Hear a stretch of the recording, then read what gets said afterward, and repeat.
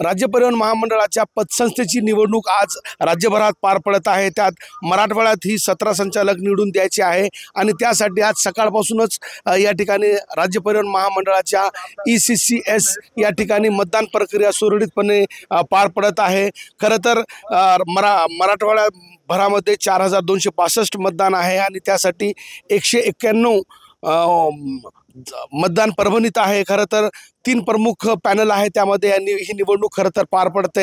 Advocate Gunratna Sadavarte यांच्या Jansangh panel आणि आमदार गोपीचंद पडळकर यांचा सेवाशक्ती पॅनल आणि भाऊ फाटक यांचा कामगार संघटना असे 3 प्रमुख पॅनल या निवडणुकीत भाग या ठिकाणी घेत आहे। या पतसंस्थेमध्ये गेल्या 65 वर्षापासून खरं तर कामगार संघटनेचे एक हाती सत्ता या ठिकाणी 65 वर्षापासून आहे।